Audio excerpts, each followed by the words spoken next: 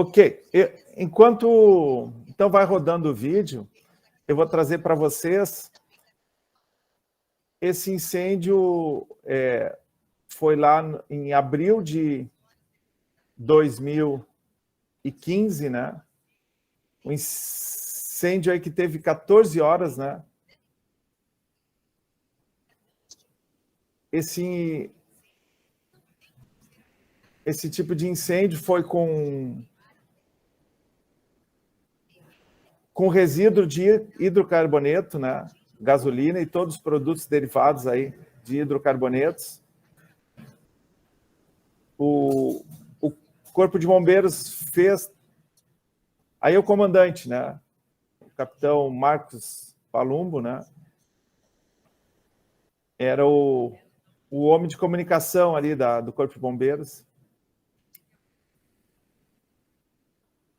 Uma ação que ocorre neste evento foi a parceria entre todas as entidades.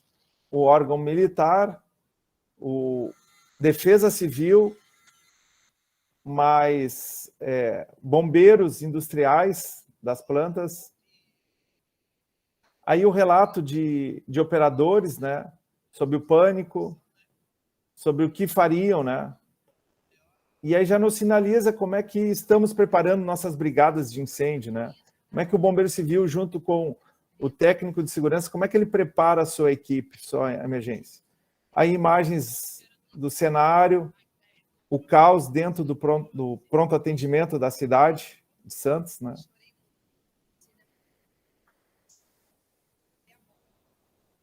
Aí a preocupação, né, dos cidadãos da cidade lá.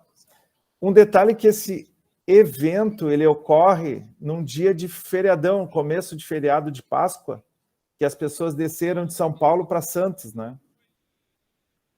Então, esse incêndio ele vem... Olha aí que imagem, né?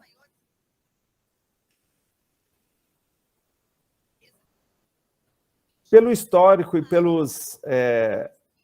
as empresas que fazem, e Rubens Pérez, quando a gente esteve lá, ele comentando, esse foi o segundo maior incêndio da história mundial, em termos de terminais desse tipo de produto.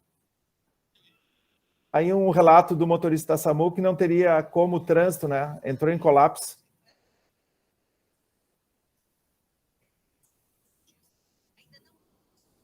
Olha o tamanho, a imagem, né? Ela é...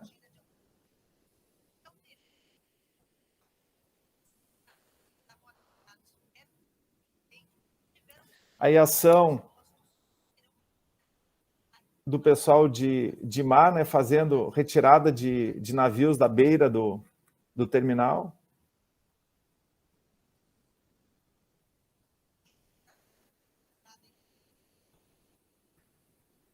E aqui na reportagem ela comentando que um bombeiro teve um acidente, uma fagulha, né, que caiu no olho do bombeiro. Foi um único caso ali. Não houve vítimas fatais nesse evento, dessa proporção, né?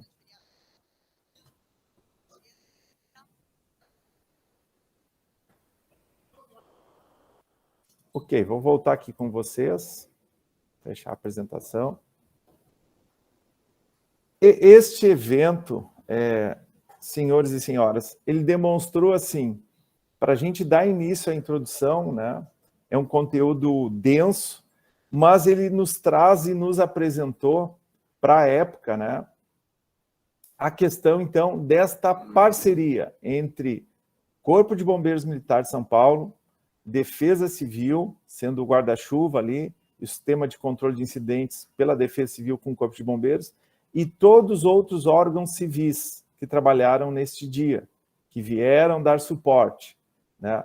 Uma das informações que eu me lembro que o Galante nos trazia e comenta que quem estava na ponta de linha lá não era, em muitas das horas que esse incêndio seguiu, era o próprio bombeiro civil da BASF, um bombeiro treinado, um bombeiro industrial capacitado, estava na ponta da linha no tanque. Uma questão bem interessante do evento da Lemoa, e a gente leva, né, para a nossa emergência química aqui, né, nos cenários que a gente deve se perguntar, e aqui eu tenho uma colinha, né? Aonde ocorreu o evento e qual a relação com a população?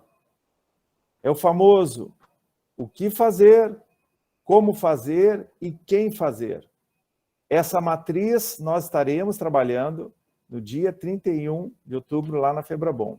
Essa matriz ela é importantíssima para o planejamento e para todas as ações que um bombeiro civil no seu local de trabalho possa fazer.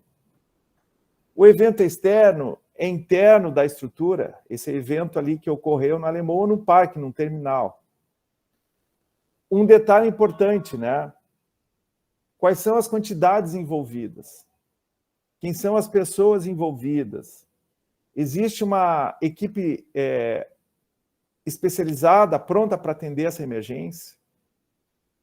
Um grande aprendizado que eles nos trouxeram, o Rubens Pérez foi um dos que atendeu e foi chamado, ele como civil coordenou a emergência, está aqui, né? O livro dele, de Rubens Pérez, ó.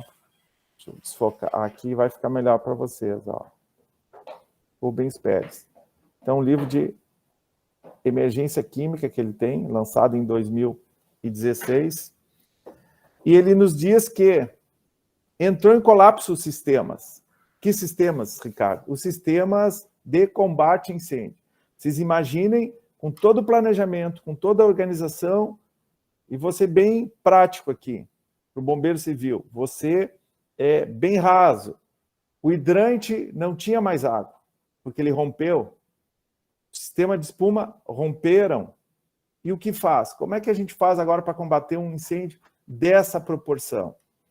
O grande pulo do gato que ele nos apresentou, eles conseguiram, né, e por ser do lado ali do mar, né, trazer água junto com navios, né, começaram a criar, então, alternativas para combater incêndio com a água direto do mar. Instalaram caminhões, tanques com bombas potentes, conectaram linhas e linhas e linhas. O Galante diz que com os ombros dele falando com ele, né, que ele puxava a linha junto com toda a equipe, com o bombeiro militar puxando mangueira para conseguir água do mar para combater aquele incêndio. Então, é esse aprendizado, é essas ações que a gente deve, como profissional emergencista, estar atento, e quando chegar num local de trabalho, eu falo isso nas apresentações lá na Febrabom, quando a gente for contratado por um evento, mínimo de evento, onde tu tem um aniversário, tu tem uma festa de 50 anos, tu tem um casamento, uma formatura, normalmente há uma cozinha, há um jantar, há o quê? Há nitrogênio, garrafas de nitrogênio. Isso é uma emergência química e tecnológica. Vejam que a nossa função como emergencista, prevencionista, nós devemos estar concatenados com esses temas aí. Então, eu trago essa matriz, aprendi com eles e cada vez mais eu pratico isso, me policio para, nas ações de planejamento, de execução, o que fazer, como fazer e quem fazer numa ação de emergência. E incêndio também serve, essa matriz serve. Ok? Vamos dar andamento aqui, então, com a apresentação. Vou chamar aqui, fiz essa pequena introdução. Deixa eu trazer aqui, então, a nossa apresentação de hoje. Emergência químicas. Silvia, Júlio, está na tela? Estão conseguindo enxergar aí? Show de bola, Ricardo. Positivo. Manda em frente, positivo. Obrigado, Juarez. Obrigado. Então, emergência química, né? Um assunto denso, mas importante para todos os profissionais aí, emergencistas. Aqui um pouco do Ricardo, da caminhada de alguns anos aí, né? Para quem não conhece a nossa caminhada, né? Já há alguns anos, instrutor de incêndio aí da Febrabom, algumas ações. Esse caminhão aqui foi em 2006, controle de emergência químicas, que eu fiz uma um curso junto com mestres ali na Copesul, na antiga Copesul, Luiz Fernando, um time bacana que tinha lá, coordenador. Algumas palestras aí que a gente faz no dia a dia, né? Somos convidados aí. Então está aqui também, parceria com um grande biólogo aí, quase formado, o Silvio, da Geoambiental, já esteve conosco na Febrabom, aí é na central deles, na Geoambiental, na unidade em Cachoeirinha, eles têm Cachoeirinha, tem Lajeado, muito bacana aí, a gente vai fazer um outro convite, quem teve a oportunidade de ver, foi antes da pandemia, foi em 2019, ele esteve conosco, se eu não me engano, aí na Febrabom e demonstrou todos os materiais, todos os recursos. Então, esta é uma pergunta que a gente sempre faz, né? Isso aqui é uma imagem do famoso Protegildo, da revista Emergência. Então, assim, o que devemos saber sobre isso na empresa, né? Quais os procedimentos gerais? Sei quem é o monitor de emergência do meu setor, sei qual é o ponto de encontro, conheço os sinais de alarme de incêndio, sei qual é a minha função de emergência. Nós, emergencistas, o bombeiro civil, o técnico de segurança, essa pessoa prevencionista que detém esse conhecimento, né? De que forma nós estamos repassando, replicando essa informação para os nossos colaboradores, para os nossos contratantes, né? Procedimentos e conhecimentos importantes, aqui no número 1, né? Sei identificar o tipo de incêndio, sei selecionar e utilizar extintores, sei aplicar primeiros socorros, sei orientar visitas na ocorrência de uma emergência. Parece sucinto, parece simples, mas ao mesmo tempo para aquele leigo, e assim como eu, alguns outros colegas que estão aqui nesta sala remota, neste evento aqui, nesse painel, entregam treinamentos de incêndio por os vários condomínios, shopping centers, indústrias, e o quanto nos surpreende, repito aqui, o quanto nos surpreende que as pessoas são leigas nesse assunto. E para registro nós temos para quem tem o seu Instagram, né, o seu Insta, Tadeu Schmidt, apresentador do Fantástico, Tadeu Schmidt, apresentador do Fantástico, em julho de 2020, ano passado, em bem época de pandemia do Covid, ele trouxe para se alimentar, né? Ele e a Valentina, a sua mulher, eles estavam em casa e foi recebeu as batatas, colocou no fogão, em delivery, recebeu, né? E aí, no momento, começou a pegar fogo. Isso está no relato dele lá, o pavor que ele teve, porque ele nunca, digo aqui para vocês, está o relato dele, ele nunca tinha utilizado um aparelho extintor. Tadeu Schmidt, nosso apresentador do Fantástico. Está lá no Instagram dele, julho de 2020, pega fogo na casa dele, na cozinha, e ele não sabe se ele pegava a bandeja, jogava embaixo da torneira, se ele se queimava, poderia queimar a Valentina, e na hora deu um estalo, e ele lembrou assim, eu acho que no corredor tem um aparelho extintor, mas eu nunca usei, vou lá pegar o extintor. E foi o que salvou, resolveu. Depois tem uma foto dele com um aparelho extintor, que é um gás carbônico que ele tinha no corredor do prédio. Salvou a residência. Então, vejam nesse conceito que o campo que nós temos, quando a gente fala em emergência química e tecnológica, nós estamos falando também de um sistema macro, que é a prevenção de incêndio. Para nós, prevencionistas, há todo esse rol de informações. Há espaço, sim, e aí a gente vê o relato inicial do nosso presidente Júlio, né, desse evento que teve hoje. Então, assim, há o espaço para o prevencionista. Eu digo para aquele colega que está do outro lado do balcão aí, né, que talvez nesse momento não esteja com a sua carteira de trabalho assinada, né, não estão sozinhos, nós estamos aqui, estamos tomando ações e há espaço para o profissional que se prepara, há espaço para o profissional que esteja atento aos movimentos. E voltando aqui, então, você está preparado para a emergência? Será que a gente está preparado? Inflamável, mantenha fogo e calor à distância. Essa é uma sinalização que a gente costuma, e no caso, essa placa, num local que eu trabalhei, não tinha essa plaquinha. Eu vou trazer ela para vocês aqui, um espaço, ó. Deixa eu voltar na apresentação, deixa eu parar aqui e trazer e compartilhar com vocês a imagem do local. E vocês vão compreender comigo se esse local aqui está chegando aí, Júlio? Esse cenário, abraço. A gente olhando esse cenário, meus amigos aí. Anderson e demais. Ok. Observem aqui, né? Cheguei no meu local de trabalho na estação, fui contratado, e aí eu verifico isso. Ah, que situação, né? A gente tem materiais, olha aí, tem um pouco de ácido acético, né? A gente tem alguma identificação, prateleiras, outras não. Como é que eu faço? E se alguém entrar ali descuidado? Se é um almoxarife, né? Se algum estagiário entra ali? Será que a fiação elétrica desse ambiente? Será que esse piso é antiestático? Pelo jeito, não.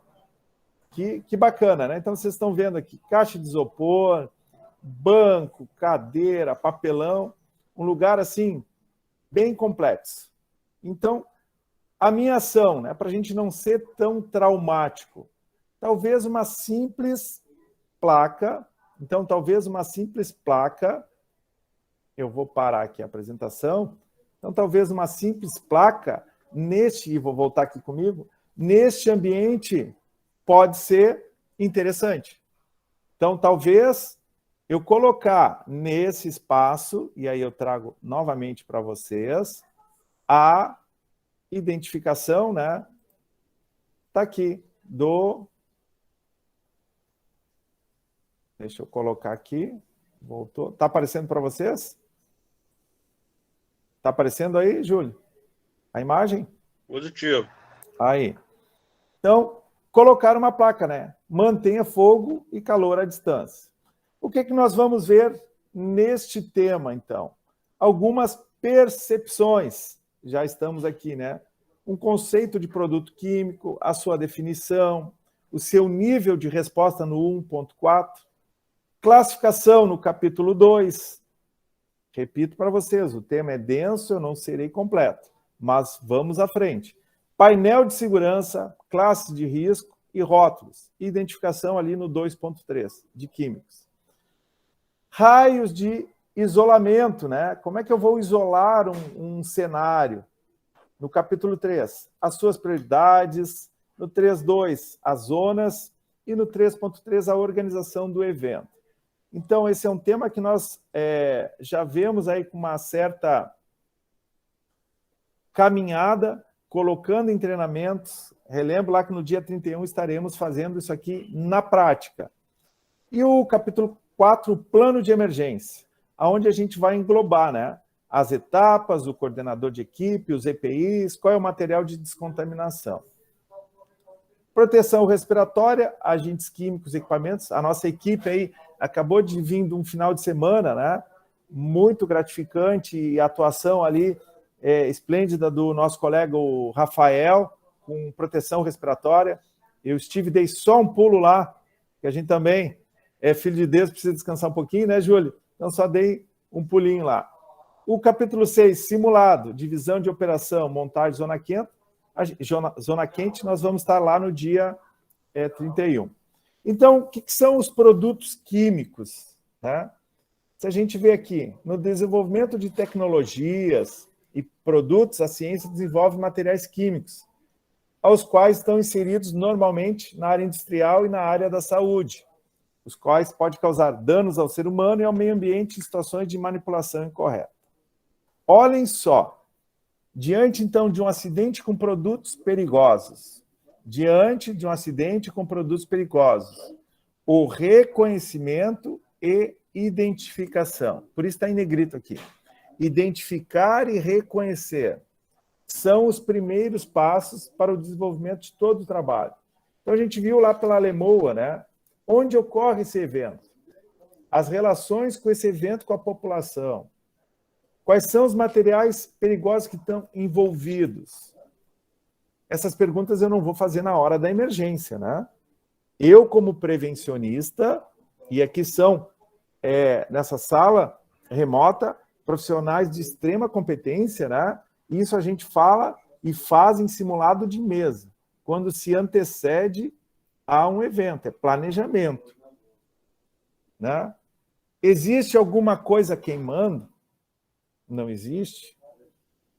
Então, essa diferenciação entre o produto químico e o produto perigoso. Pandemia, né? Nós temos a C e DC, antes Covid, depois de Covid. Nós estamos ainda numa faixa. Acabei de vir ali de uma unidade do TI de terapia intensiva, eu estou aqui dentro da Santa Casa de Porto Alegre, onde a gente fazia ali uma abordagem sobre aparamentação, um novo protocolo, nota técnica 04 aqui, resgatando a nota técnica 04 da Anvisa, e a gente falava sobre isso, sobre aventais e aparamentação. Então, é reconhecer e identificar. Existe alguma coisa queimando? O produto químico, ele é perigoso? Não é perigoso? Um álcool é um produto químico. Mas em que situação ele é perigoso? Quando eu tenho em grande quantidade. Hoje, Porto Alegre, né, a gente tem regulações acima de 20 litros. Então, qualquer bazar, 50 metros quadrados, qual é a capacidade que ele pode ter de álcool? Acima disso, o proprietário está se colocando em situação de risco, né? Quais são as questões relativas a esse tema? Reconhecimento e identificação. Muitas vezes, meus amigos, muitas vezes, eu preciso saber o que fazer e o que não fazer. Aqui está, como a gente diz, né, o pulo do gato aqui no Sul. Aqui está a grande questão.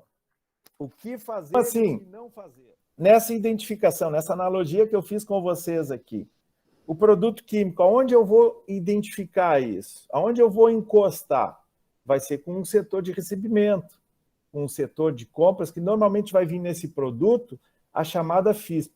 E a gente já fez uma outra evento aqui, uma palestra, né, rápida, mas também bem esclarecedora sobre a FISP, que é a Ficha de Inspeção de Segurança do Produto Químico, que ela vai te dizer o que produto, quais são as ações.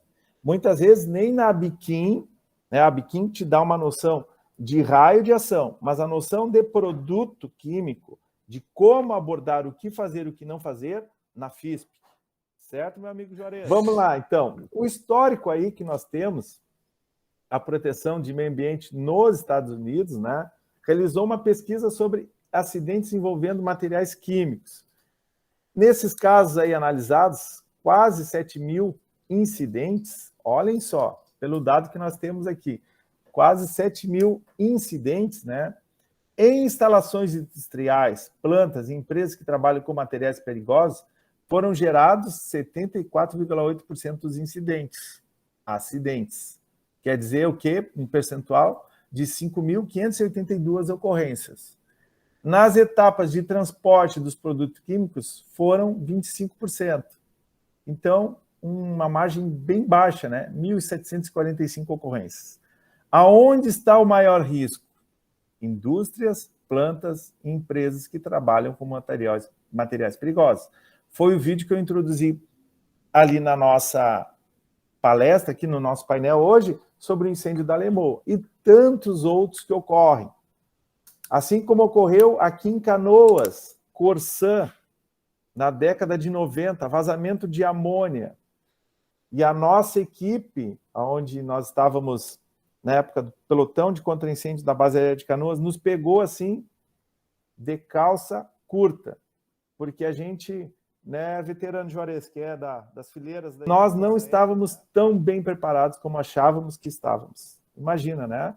Então, na década de 90, aí, tivemos essa ocorrência ali na Corsã com amônia. Então, para aquele bombeiro, eu falo, né, que está do outro lado do balcão e busca oportunidade, um dos temas que a gente fala, oportunidade de emprego, estar preparado. conhecer a instalação. Vejam que aonde vocês vão trabalhar que acontecem os maiores riscos de vazamento, transbordamento. Na maioria das respostas pode se executar com a equipe de operação. Por isso, então, a vantagem de conhecer as instalações, o tipo de produto manuseado, volumes, concentração. Importância de estar junto uma equipe de manutenção, conversar, porque são eles que circulam, são eles que têm chave de cadeado, são eles que vão operar esses cenários, caso de um transbordamento, de um vazamento, muitas vezes a gente chama de uma mancha órfã que é encontrado num pátio. Da onde que surgiu? É um carro, é um veículo que veio aqui, alguém que fez transporte, fez transbordamento desse óleo, e aí? Então, para riscos relacionados a transporte de materiais, a equipe pode enfrentar dificuldade de identificação do produto, o que implica em maior tempo de resposta e o qual influencia diretamente no tempo de evacuação e no tempo de atuação. Quando a gente fala aqui relacionado a transporte de materiais, cito para vocês, dia 31 de outubro, lá nós estaremos com uma carreta de 30 mil litros, criando esses cenários e trazendo para vocês transporte de materiais, identificação. Então, para que a gente possa avançar nessa questão, o que é um incidente, o que é uma liberação, o que é um recipiente, o que é reconhecimento e identificação.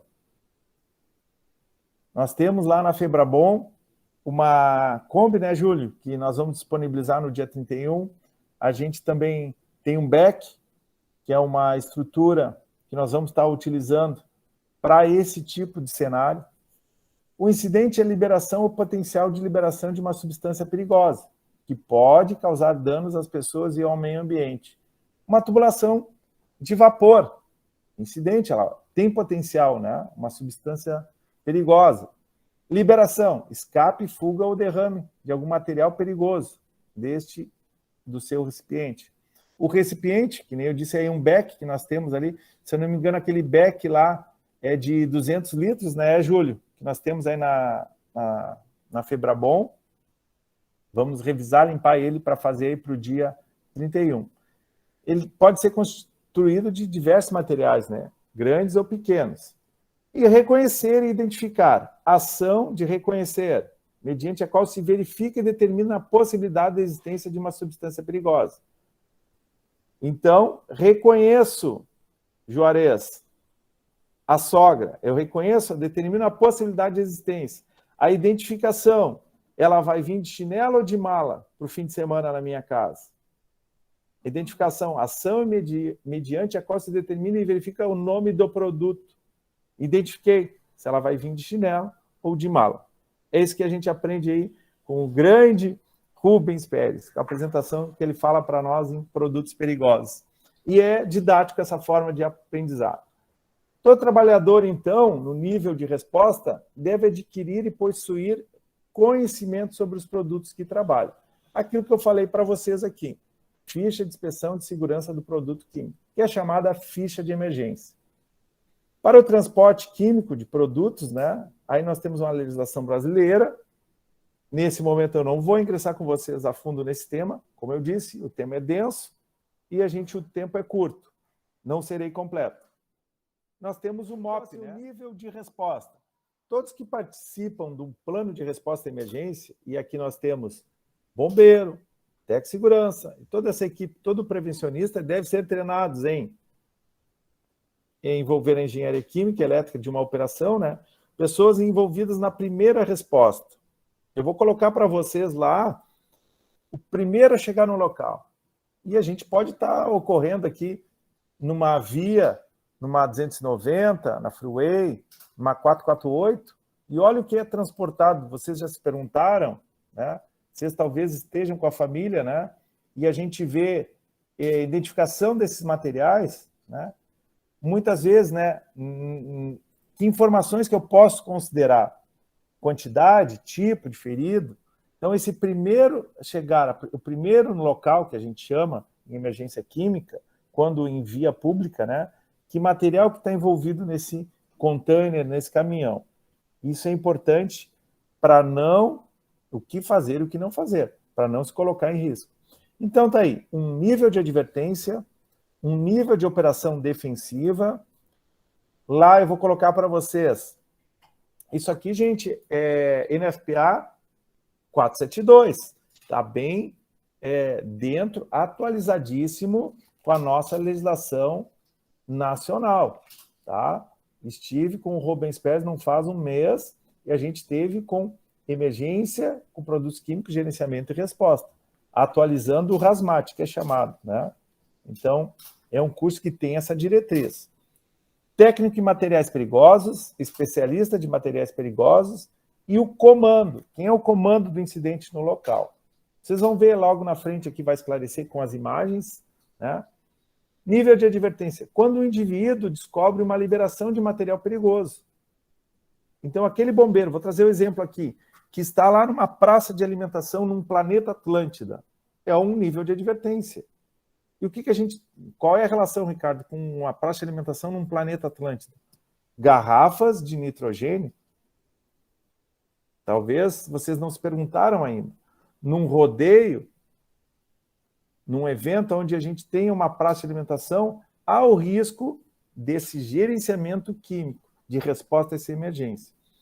Acionar o ramal de emergência, não autorizado a solicitar evacuação além da área em torno do ocorrido, envolvimento da equipe da brigada de emergência no local. Esse é o nível de emergência. E está aqui a imagem.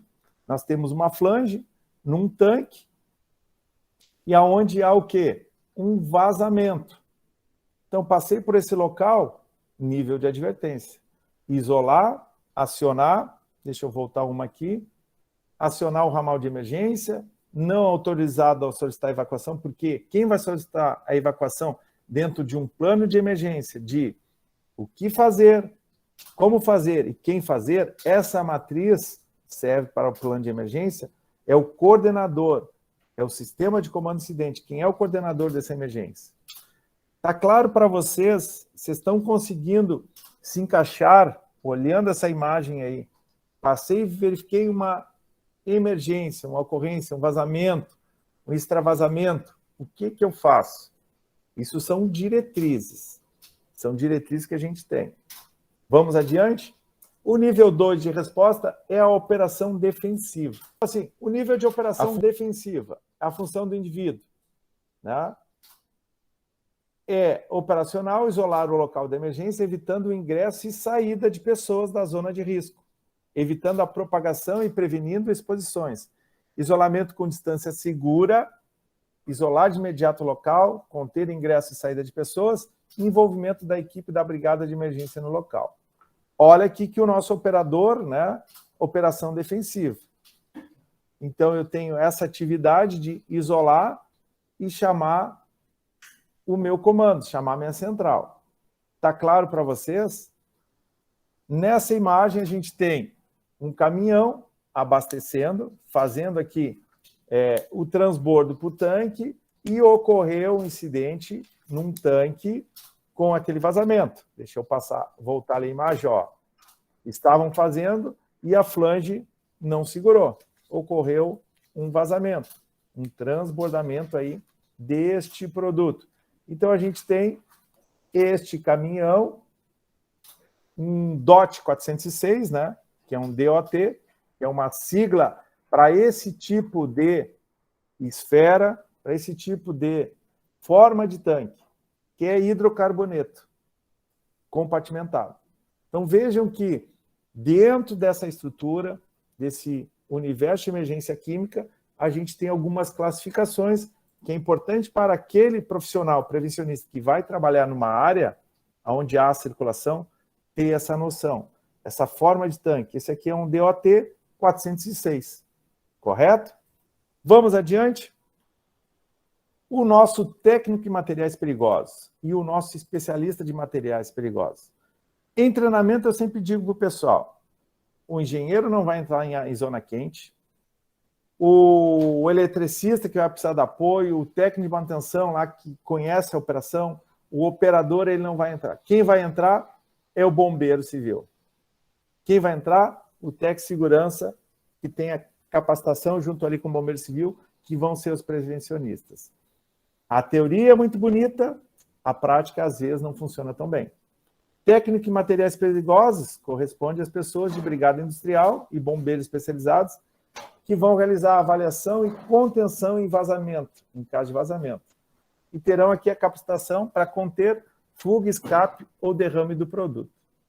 Essa equipe assume um papel mais agressivo, né? Que a gente chama em relação à resposta de nível operacional. Essa equipe ela realiza a contenção com equipamentos e mecanismos para deter o fluxo. Nós vamos ver o cordão, né? Logo aqui na frente a gente vai ver cordão de contenção, e eu vou mostrar para vocês aqui, ó, que a gente tem, hoje aqui a gente tem um kit, tá? Então, olha aí, ó, essa equipe vai entrar e fazer o quê? Uma contenção. Então, a gente tem vários materiais, ó, estou facilitando a imagem para vocês aqui. Este aqui é um kit nosso da instituição Santa Casa, porque a gente tem algumas áreas. Deixa eu mostrar, trazer para vocês, ó. Olha só. Aqui na imagem pega melhor. Vou sair para o kit de contenção. Tá? Um baldezinho aí.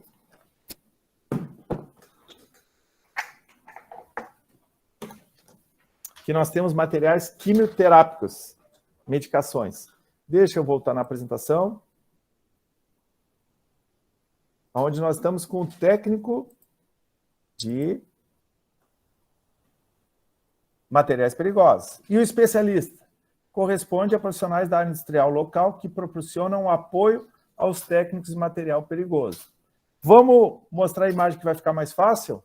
Está aqui. É esta dupla aqui.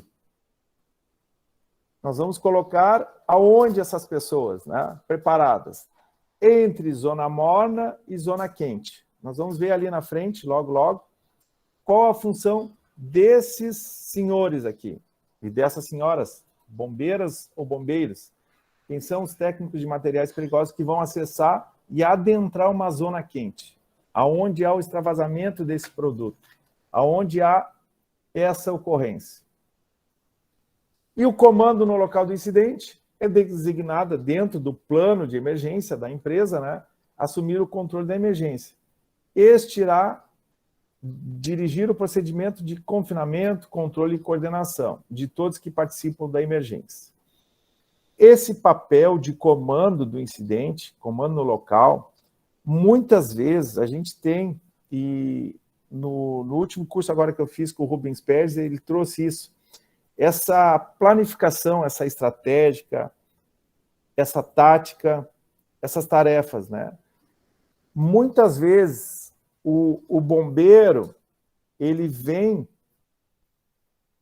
afiando seu machado, mas ele é muito operacional. Na hora de assumir um comando, ele precisa segurar e ficar no comando. E eu vejo isso, nós já fizemos alguns simulados ali na Febrabom, que a questão operacional puxava tanto e eu dizia assim, tu és o comando da operação, tu não pode entrar na zona quente. E o comandante da operação estava na zona quente. Então, alguns colegas que estão conosco aqui já fizeram esse tipo de simulado, o comandante ele tem que ficar fora da zona quente. Ele tem que ficar na zona fria. Ele tem que estar na zona fria. Ele não pode adentrar zona morna, muito menos zona quente. Porque senão a operação vai ser um desastre. Isso é conceito, meus amigos e minhas amigas. Quando estiver no evento que vocês forem colocados lá para simular na prática, isso precisa ficar claro. O comandante da operação, ele não adentra zona morna e nem zona quente. Mas o Ricardo está falando tanto de zona morna, zona quente. Esse grupo aqui é seleto, esse grupo conhece e domina a ferramenta, nesses níveis de planejamento que nós estamos trabalhando. Logo, logo aqui na frente a gente tem slides que vai esclarecer para aqueles que ainda não têm esse nível de conhecimento, mas a gente vai levar. Então, o comandante da operação, o comando no local deste incidente, o que ele faz? Fora da zona morna, fica na zona fria. Aonde? Aí pela imagem, né? Controlando e observando todas as ações que a equipe dele está fazendo. Joia? Mas, Ricardo, eu sou o bombeiro primeiro, cheguei no local, pedi apoio, chegou uma defesa civil, chegou um corpo de bombeiros, eles assumem o papel. E nós se colocamos à disposição da instituição maior, o Estado, para auxiliar. Olha, eu sou um bombeiro civil, eu tenho uma capacitação, posso te auxiliar nesse cenário de incidente? Eu estou dizendo no ambiente fora. No ambiente aonde o bombeiro civil ele foi pela 14608, né, é um perímetro fechado, ele vai se colocar também à disposição. Quando ele chamar o apoio externo, olha, a planta é assim, o cenário é esse, está com vocês. Muito dos casos, e a gente escutou isso de Rubens Pérez na nossa última capacitação, o próprio Corpo de Bombeiros hoje, ele tem deixado, isso em São Paulo, hein? Tem deixado por domínio, e eu vou dar um exemplo aqui que ele usou para nós lá, a BASF, onde seus profissionais são extremamente competentes, capacitados e treinados. E o Corpo de Bombeiros chega e diz assim, está com vocês, nós estamos aqui para apoiar vocês. Pela questão química, pela questão de tipologia dos elementos químicos que o bombeiro industrial daquela planta domina. O bombeiro urbano não tem todo esse domínio. Então, essa tipologia química fica a cargo do bombeiro industrial da planta. Olhem só que espaço, né? Que espaço que eu estou trazendo aqui. E lembre-se, nós aqui, a gente está falando a locomotiva do Brasil, que é São Paulo, nós temos espaço, nós temos um polo petroquímico, nós temos um polo naval. Então, assim, o bombeiro civil, volto de novo àquela chamativa, e o que permeia a FEBRABOM, certo, né, Júlio? O que permeia, o Anderson a nível nacional está aqui, é incentivar o nosso bombeiro civil a buscar conhecimento. Isso é o que permeia a nossa função aqui. Dizer para aquele bombeiro que hoje está do outro, repito, do outro lado do balcão, há espaço no mercado de trabalho. Mas para isso a gente também tem que ter um pouco de esforço. Estamos aqui. Se você está aqui, que bom, está conosco aqui. Então, na classificação, qual é o cenário que eu tenho na classificação? Deixa eu voltar com vocês. Painel de segurança de um caminhão, né, onde eu tenho o número de risco, onde eu tenho os algarismos de risco subsidiado e número da ONU, desse produto tóxico inflamável. E o painel de segurança, tá? Aonde a gente tem o diagrama de Rummel, né? Onde a gente vê lá embaixo, na faixa branca, se não me engano, está no outro slide. Não está nesse slide aqui. O W cortado com uma barra, onde eu tenho o W cortado com uma barra, está faltando eu colocar essa lâmina aqui para vocês. Tá? Fico devendo, mas eu falando. É incompatível com água. Eu não posso jogar água. Ok? Aonde bombeiro civil? Qual é o nosso conceito? Qual é o aprendizado do bombeiro civil? Do bombeiro militar, né? Jogar água. Só que a gente tem que ter conceitos, identificação e reconhecimento. Essa relação entre os rótulos, né? Onde eu ver um W cortado em fundo branco, eu nunca vou jogar água. É incompatível. Quanto melhor eu entendo, né, melhor eu organizo o meu ataque. Então, se eu identificar aí que no painel tiver um W cortado com fundo branco, nunca vou jogar água. Certo, senhores e senhoras? Essas são informações que a gente vai aqui. Então, esse painel de segurança que vai no veículo, né, o X está ali, quer dizer, a reatividade com água. E o W cortado, ele nunca joga água. Painel de segurança aqui, o 336 e o 1203. Quando eu triplico os algarismos, o que com inflamável, muito inflamável, altamente inflamável. Quando o mesmo produto não for compatível com uso de água, antes do número de risco, no painel aplicada a letra X. E no diagrama de Rummel, o W, né? Que é o water, que é a água. Então, está aqui, ó. No painel de segurança vem o X na frente, não compatível com água. Universal. 3, inflamável. 3,3, muito inflamável. 3,3,3, altamente inflamável. Ele vai duplicando ou triplicando os algarismos. E aqui a gente ingressa, então, nessa classificação, né, as classes de riscos e a rotulagem, esse conceito aqui dos produtos, onde eu tenho 1, explosivo, 2, gases, e os 3, que é os mais comuns que circulam nas nossas vias, que a gente tem por aí, líquidos inflamáveis. No grupo 4, sólidos inflamáveis, substâncias sujeitas à combustão espontânea, né? Substâncias que em contato com água emitem gases inflamáveis. 5, substâncias oxidantes, peróxidos orgânicos. 6, substâncias tóxicas e substâncias infectantes. Muito nós temos aqui na instituição hospitalar, né? É a placa 6 que roda aqui dentro direto. 7 também, materiais radiativos. Tivemos uma palestra este ano com a nossa física médica aqui, a Laura veio conosco na Febrabom, foi muito interessante. É um mundo, é um universo, né, que não se domina, materiais radiativos.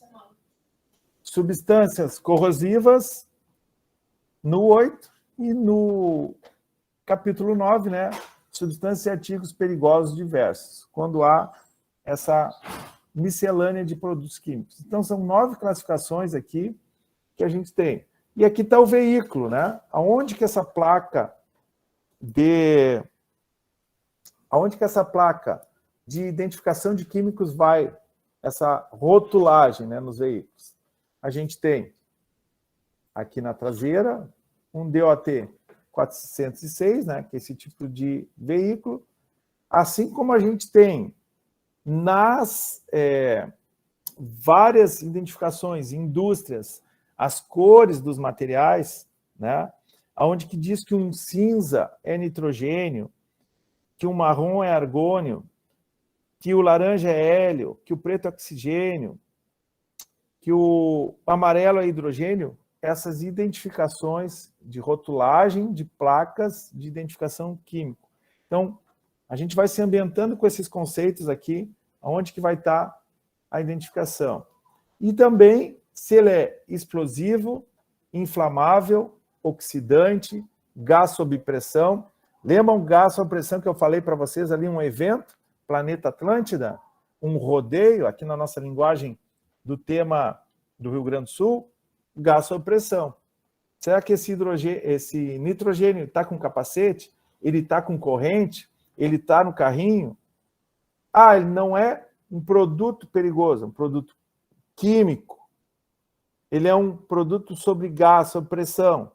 Não há risco de explosão, mas pode ser também a questão higiene ocupacional, questão de acidente, segurança do trabalho, tem que estar com corrente. Imagina uma menina atendente num balcão, num planeta Atlântida, cair um cilindro desse no pé. A gente já tem que correr para o ambulatório. A Brigada de Incêndio e o Bombeiro Civil já vai estar ali atuando. Então, é essa prevenção que nós devemos ter. E aí vem o nosso livro da Biquim, que também há aplicativo hoje, né? Fácil de ter aí no aparelho celular, né? Identificação da ONU, aonde eu tenho páginas amarelas, nome do produto nas azuis, a referência da guia nas páginas laranjas. Páginas verdes, de acordo com a identificação, nas páginas azuis e amarelas. E o importante aqui, meus colegas, senhores e senhoras, é que o manual da Biquim, ele te dá essa orientação, ele te dá esse balizamento de, estamos falando ali no tema identificação e reconhecimento. Volto a dizer, o tema identificação, guia de resposta à emergência, identificação e reconhecimento. Mas o que vai nos levar à tomada de decisão por isso que está aqui em azul, letras maiúsculas aqui, está chamativo, a nossa FISP. O bombeiro civil que estiver numa planta, e aí eu vejo algumas colegas aqui, como a Janice, que trabalhou e trabalha em área hospitalar, trabalhou em faculdade, laboratórios. é a FISP que vai ser o nosso guia, que vai ser o nosso caminho. Ficha de inspeção de segurança do produto químico. Ficha de informações. Desculpa, ficha de informações de segurança do produto químico. É ela que vai nos balizar para as nossas ações de identificação, né? O item 7 da FISP vai me dizer onde eu tenho manuseio e estocagem. O item 11, informações toxicológicas, quão importantes, né? Que a gente tem aqui. O item 5 da FISP, olhem quanto informação, quanto conceito, que é para nós, bombeiros prevencionistas, Tecsegurança, o time que está aqui. O item 5, ele diz as medidas para princípio de incêndio. Então, se o produto perigoso, qualquer produto que ele, produto que tenha a sua FISP, eu vou atrás dessa informação mínima para saber o que fazer no caso de uma emergência. Então, item 4, que é chamado as seções, é medida de primeiros socorros e seção 5, medida de princípio de incêndio. Olhem quanto que é importante uma FISP para nós, bombeiros e bombeiras prevencionistas. Aqui alguns aplicativos, né?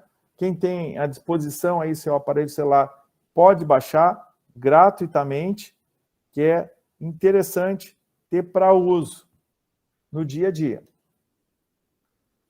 Então, fechamos capítulo 2, avançando, raios de isolamento. Qual é a prioridade de um evento de alto risco? Qual deverá ser estabelecido como prioridade? Né? Onde eu tenho um container, onde eu tenho uma situação, como é que eu priorizo a área de risco se este evento, e vou mostrar para vocês aqui, se esse evento fugir do meu controle.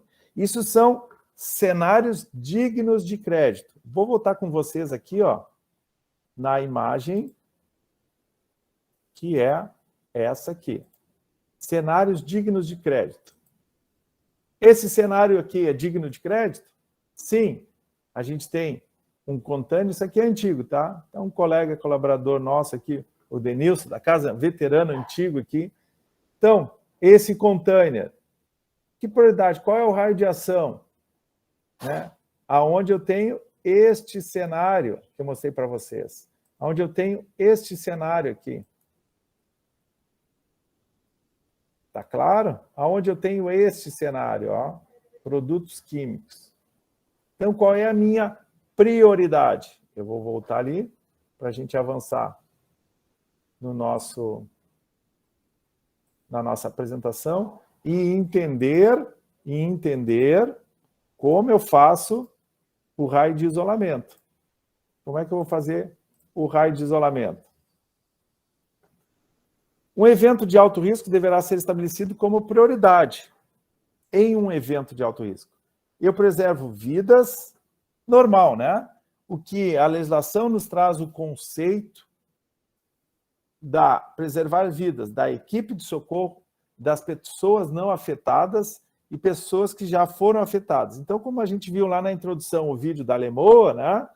Se preocuparam ali com a comunidade, a estratégia, como é que eu vou usar isso, né? Com a comunidade, com a estrutura que eu tenho, pessoas não afetadas, pessoas que já foram afetadas.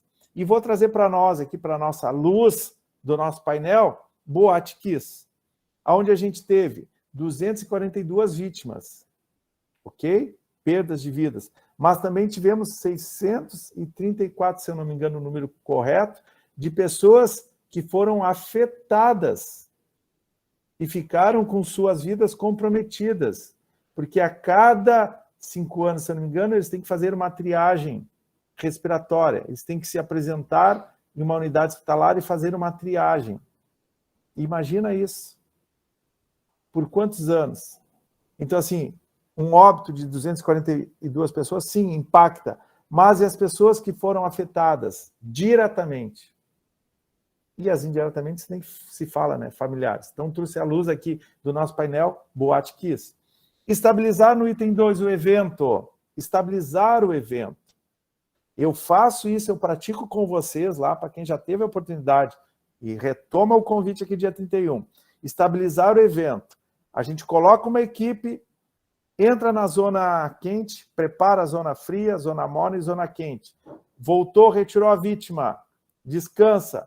Equipe volta de novo, bota de novo equipamento, né? Aparamenta de novo com nível B, macacão nível B, da IVEC, e ingressa de novo na zona quente. Mas como, Ricardo? Não, isso serve a treinamento.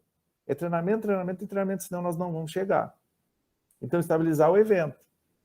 Preservar o meio ambiente e sistemas coletivos. E proteger propriedades. Nós estamos aqui nos pilares da prevenção, de normas, de leis, né? Esses são os pilares. Raio de isolamento, qual é o raio de isolamento? Que eu me pergunto. Numa central de gás. Qual é o raio de isolamento que eu tenho de uma residência, aqui alguns apartamentos, aqui uma casa? Então, a gente se perguntar, e tirando aqui a câmera de um meio urbano para o meio de uma indústria, para o meio de uma empresa onde eu tenho negócio, onde eu tenho os negócios. Pode ser num shopping center, pode ser numa faculdade, pode ser num hospital, aonde tem a função do bombeiro civil, aonde pode ocorrer e eu tiver localizado esse evento. Quais são os potenciais aqui que eu tenho?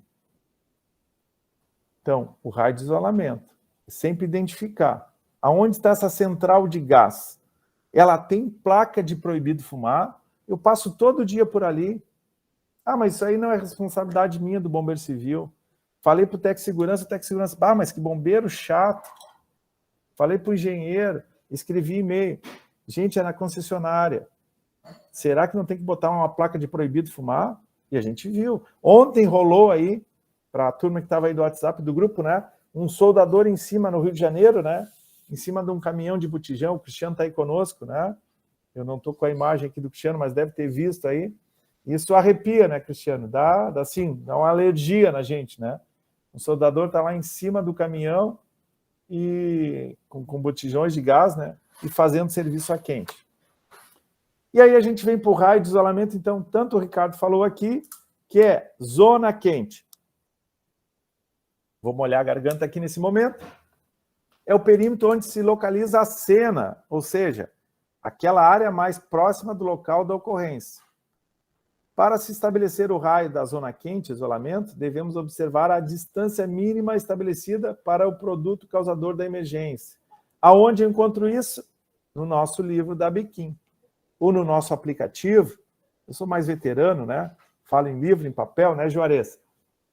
Mas hoje, em tecnologia, 2021, nós temos aplicativos, certo? Na área da zona somente será permitida a entrada e saída de pessoas autorizadas e equipadas com os materiais adequados para o atendimento da emergência. O Silvio, que esteve conosco aí da Geoambiental, acadêmico de biologia, biólogo, ele nos traz, porque ele faz vários atendimentos aí na estrada, né? Quando vê o dono, um caminhão tomba na área, tomba lá no arrozeiro, né? E daqui a um pouco está o dono das terras lá pisando no produto. É uma zona quente. E eles, quando chegam assim para atender a ocorrência, tem que... O que essas pessoas estão aí? Está o dono da terra, está um capataz lá vendo, cheirando. É produto inflamável, é produto perigoso, onde que pode ter névoa, pode ter odores, sensações térmicas diferentes, né? Poeiras. Então, essas questões de sentidos, o manual da Bequim vai nos trazer, vai nos direcionar na zona quente. Isso é a visão do bombeiro civil, tem que ter, o prevencionista. E a zona morna? É a zona intermediária entre a zona quente e a zona fria. Nessa área é feita a descontaminação das vítimas e da equipe de atendimento. Aqui eu preciso falar de um colega nosso, aí, prevencionista paulista, o Rinaldi. Antes do Rinaldi, ele faz um trabalho, acompanhe ele aí nas redes sociais, no Instagram, no Face. O Rinaldi é um civil, né? circula muito, e ele começou de 2018 para cá, chamar atenção, isso o americano já tem trabalhado muito, a câncer nos bombeiros, né? A questão da doença do câncer nos bombeiros. Por quê? Por falta de descontaminação. A poeira, a névoa, o que fica impregnado na roupa de um bombeiro combatente. E muitas vezes ocorreu um cenário que foi de um bombeiro que levou para casa o seu uniforme, a sua bota, e o filho pequeno dele se contaminou porque a água que estava na bota. A criança bebeu e veio a óbito. Isso nos Estados Unidos, se eu não me engano. E a partir dali começa um movimento nesse sentido. Hoje nós temos esse brasileiro aqui, um grande amigo, aí tem passado muito material, Anderson Rinaldi.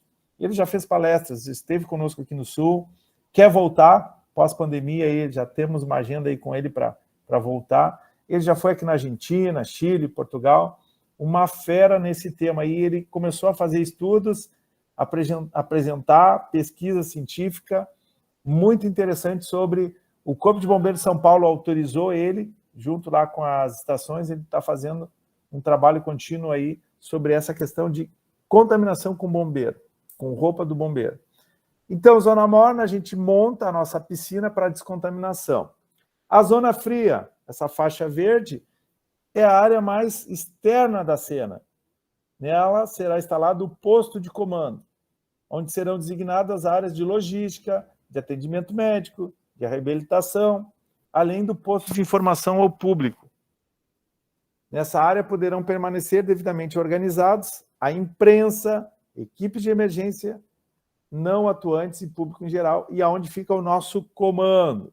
Então, meus amigos, quando a gente for colocar lá no simulado, dia prático 31, aonde fica um comando, o operador, o comando, zona fria.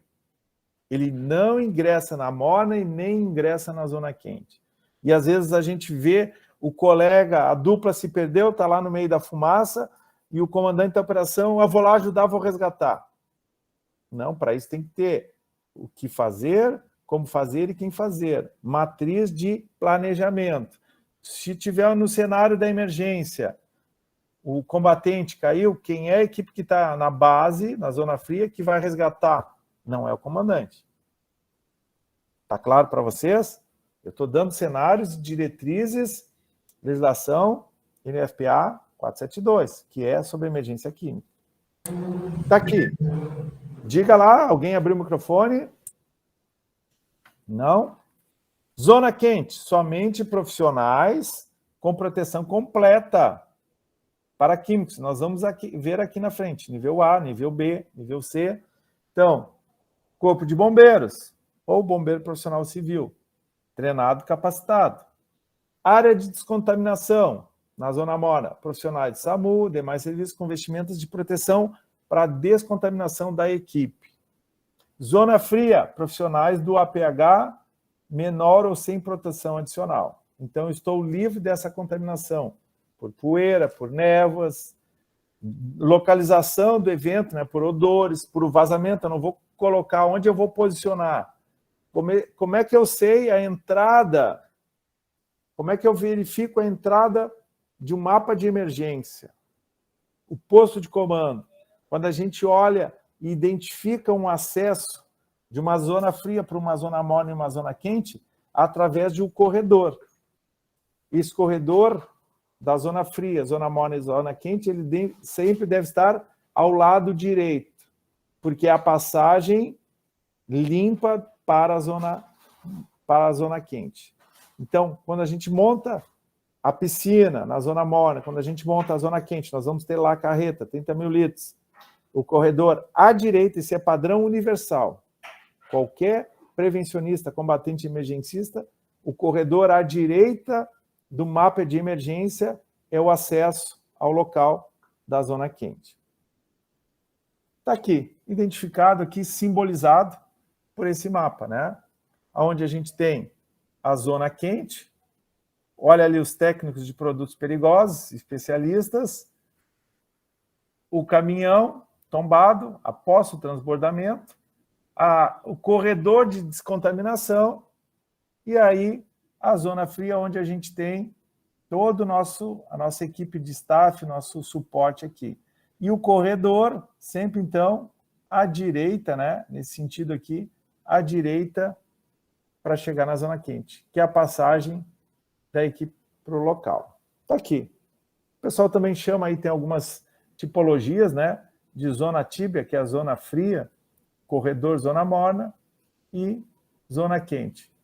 E assim, ó, descontaminação. Eu brinco com a turma, quando a gente faz lá, quem já fez comigo teve a oportunidade. É escovar esse guerreiro.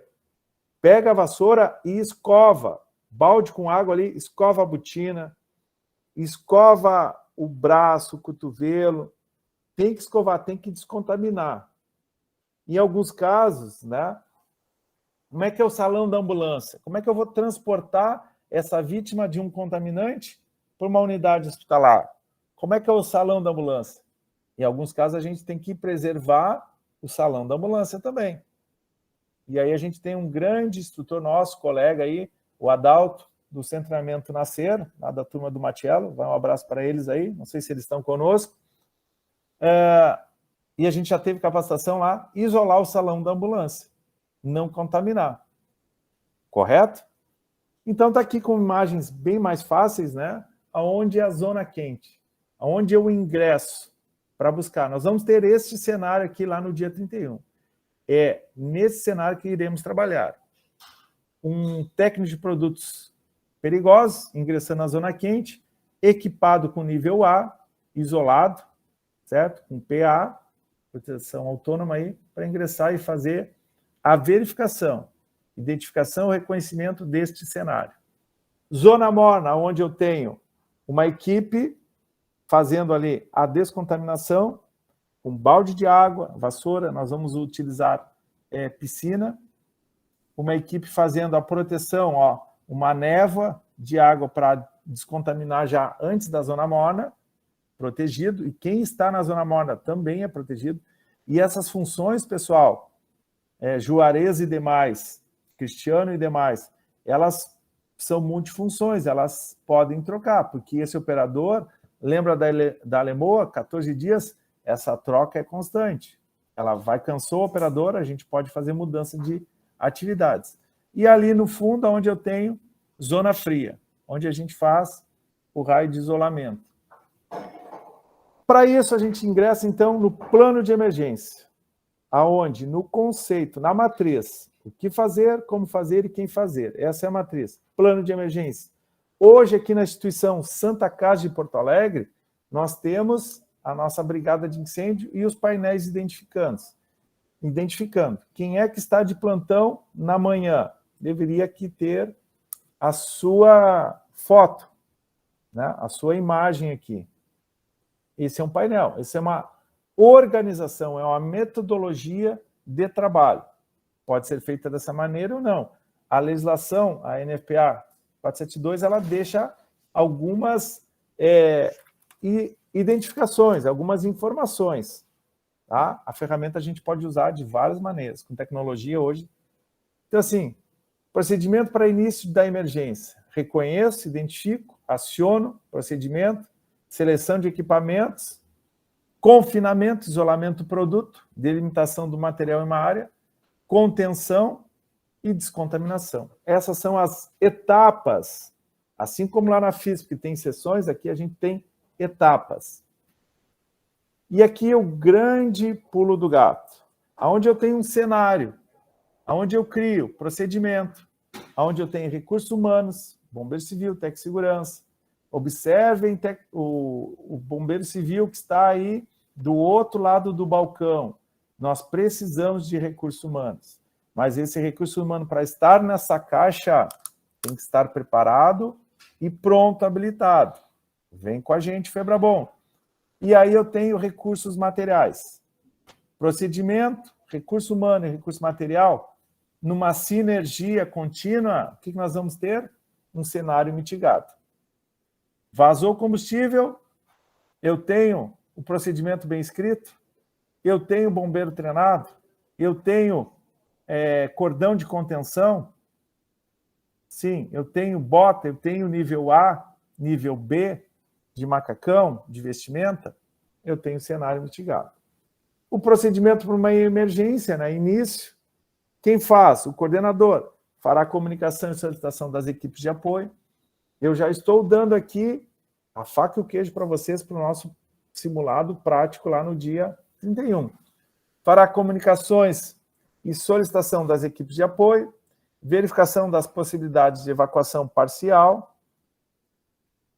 Quem são os responsáveis por materiais? Quem é o responsável pela comunicação? Quem é o responsável de isolamento da área? Uma brincadeira aqui, nós fazíamos em indústria, né? Eu já sofri isso. Quem isola a área? Estagiário. Estagiário pega a fita e passa em toda a área aqui. E aí fica lá o estagiário dele caminhar e passar a fita na área da zona quente. Controlador do tempo de PA. Importante isso, né? Uma planilha, porque eu vou ter colegas que vão entrar na zona quente. Técnicos de produtos perigosos que vai entrar lá na zona quente, né? Extremamente atento a isso. Então, uma equipe de contenção. 2 pessoas entram para contenção e retirada de vítima. Uma pessoa, ideal 2, nas piscinas para lavagem, descontaminação, zona morna. Uma pessoa de apoio com a proteção autônoma. Tempo de cilindro, né? Aí a gente teve com o Rafael semana passada, provavelmente, eu não estava, mas conhecendo a metodologia do Rafael, tempo de cilindro, né? Cálculo para minuto de escape, quantos minutos de trabalho, né? Utilizar por 20 minutos, controlar a respiração, só iniciar a utilização dos cilindros na entrada da zona morna. O pessoal, isso ocorre, gente, quando nós temos cilindros, o pessoal fica ali na zona fria, conversando e com a PA ligada, né? Queimando o cilindro. Quando está lá no meio da operação, começa a apitar e já faz sinal e volta. Não se deram conta. E nós, como facilitadores, a gente deixa ocorrer isso, porque é simulado. No caso real, poderia dar errado. E depois, quando a gente faz o feedback, o retorno, o fechamento, a gente avisa do que deu errado, qual foi os desvios. Local de trabalho, estender um tapete, né? Sempre ideal e de boa identificação, né? Que se monte ali uma área na zona fria para o comando. Mesa ou prancha para apoio de rádios e controle, né? E materiais de isolamento. Vejam só, isso aqui são detalhamentos que uma equipe numa emergência química deve ter mínimo. Mas, Ricardo, eu sou bombeiro do shopping, um shopping pequeno, um centro comercial. Não sejam tão traumáticos, mas comecem a planilhar isso, a colocar isso numa ideia de um planejamento. Se vocês não vão conseguir em 2021, 2022. Olha, meu gerente, meu diretor, eu preciso ter uma fita zebrada, eu preciso ter um rádio de comunicação, eu preciso ter um mínimo de um kit de contenção para caso um vazamento. Ricardo, num centro comercial pequeno, sim, vocês não têm elevador, não tem máquina, não tem óleo, não tem restaurante? Sim. Então, no caso de um vazamento, o que vocês fariam? Liga para o 93? Não dá para ser assim, né, meus amigos? Não dá para ser assim. Então, aqui no plano de emergência, a gente tem os cenários, a preparação, a identificação, o reconhecimento, recursos materiais à disposição, planejamento, aquele brainstorm, né? O que cada um faz, qual a atividade, se pergunta para que cada um, o que tu vai fazer, repita para mim. Então, assim, qual é a tua função? Eu faço isso. Recursos, são diversos recursos que a gente tem. Hoje a indústria nos dá aí uma diversidade de como fazer e como ter materiais. Eu digo aqui, uma colega nossa, que sempre está nos trazendo alternativas aí, uma marca que é da Ansel, a Vanessa, a catálogos. Alguém abriu o microfone? Não? Juarez, Silvia, que está monitorando. Alguém para falar alguma coisa? Não. Segue, Ricardo. Segue. Vamos lá. Tá. Joia. Recursos. Cordão, né? Manta de contenção, placas, botas, máscaras. Olha aqui, gente, o que é importante, né? os nossos conezinhos para isolamento mínimo, básico, o EPI, o adicional. Aqui já é um pouco mais avançado, isso aqui é a geoambiental, essa imagem, né, do nosso amigo Silvio aí, da geoambiental. São máquinas pneumáticas, né, mangueiras, mantas, uma série, quem teve a oportunidade de ver conosco aquele dia lá na Febrabom. Então, identificação, reconhecimento do que houve, preparo da equipe para entrar, para ingressar, aqui na foto abaixo, para ingressar na zona quente, e aqui a equipe trabalhando na zona quente, né? Primeira questão, vida, proteção de vidas, é o que diz lá o nosso conceito inicial, né? Nossa base. Então, a dupla entrou com maca, maquiando aqui a vítima, retirando do local e fazendo descontaminação no local da zona morna, os recursos, e depois a equipe entrando para fazer a contenção com batoque, com placa, batoque de madeira, né? Recursos materiais aí, para fazer a contenção e vazamento. Vejam que esse exercício que a gente fez e faz isso ser aplicado nas empresas, qual o custo disso aqui? Um tambor velho, uma mangueira de incêndio rasgado, o sistema hidráulico da edificação, da indústria, né? E recursos que a brigada de incêndio e os bombeiros civis têm. Macacão nível B, luvas e todo o processo. Então, o custo aqui, para dizer assim, que quase zero. Se o Anderson estiver aí, muitas vezes a gente fica amarrado a planejamento ou assusta o nosso gerente, o nosso gestor, o nosso superintendente de shopping. Falta um pouco, gente, de criatividade. Você aqui é um pouco crítico. A criatividade. Mangueira, quase todo mundo tem uma mangueira rasgada. Água, caixa d'água, hidrante, nas edificações tem. Tambor, a gente consegue. Então, conhecendo o conceito, conhecendo a tipologia, utilizando a ferramenta ABIQUIM, a ferramenta da FISP, das fichas de informações de segurança do produto químico, nós conseguimos fazer um exercício e deixar no mínimo básico. Quem diz isso, meus amigos, não sou eu. Rubens Pérez, na nossa formação aí, e especialista e coordenou o evento incêndio no terminal da Alemoa, ele diz isso, dá para fazer. Quando se quiser, quando se tem vontade. Então, nossa equipe fazendo a descontaminação, preparação aí para sair da zona quente para a zona fria, né? Então, estamos na zona morna. Aqui alguns recursos que se tem, né? Algumas placas de contenção, algumas alternativas que são simples, gente, podem ser criadas, tá? É aquela expertise, aquele pulo do gato que o profissional no dia a dia, né? A famosa gambiarra técnica aí, tá? Mas facilita, olha só como essa placa conteve esse líquido desse tambor, que é uma água, a gente estava trabalhando ali com a placa, né, de fechamento. Os batoques são muito utilizados aí, para quem trabalha, a gente oportunizou, nós na época, em 98, quando ingressamos lá na fábrica, que a recém nem era, a fábrica no papel, né, era só barro, GM, em Gravataí, a gente providenciou, me lembro que nós fazíamos lá no caminhão uns batoques, né, a gente tinha pedido alguns recursos materiais para a matriz de São Paulo, São José dos Campos, e não tinha chegado, deixa para nós, não vamos providenciar. A gente providenciou o batoque, encheu a gaveta do caminhão. Eu estou com um amigo Givago, está aqui, bombeiro Givago, deve estar lembrado dessa época aí. Nós tínhamos as gavetas do caminhão lá, do GMC, cheia de batoque. Te lembra, né, Givago? Está rindo aqui, fazendo sinal de positivo. Então, são alternativas que a gente tem. E aqui o fechamento de uma brigada, né? E foi uma parceria bem bacana aí, na cidade de Canoas. Dentro do plano de emergência, aí nós temos o nosso engenheiro Luiz Henrique, parceiro também, engenheiro lá na Bahia, e hoje está aqui no Sul, é um baiano que está aqui no Sul, no polo de Camaçari. E o Luiz Henrique sempre nos traz a luz da NBR, né? Da 15219. Então, vejam que não há como o profissional prevencionista, segurança contra incêndio, fugir dos requisitos, entender de uma legislação, de uma classificação, americana, que é uma NFPA 472, e também aqui, o nosso grupo que montou aí a revisão das NBRs nacionais, e hoje o Anderson estava naquele grupo lá, a 15219. Então, entender disso, entender do que é um plano de emergência, fazer simulados aqui com nível A.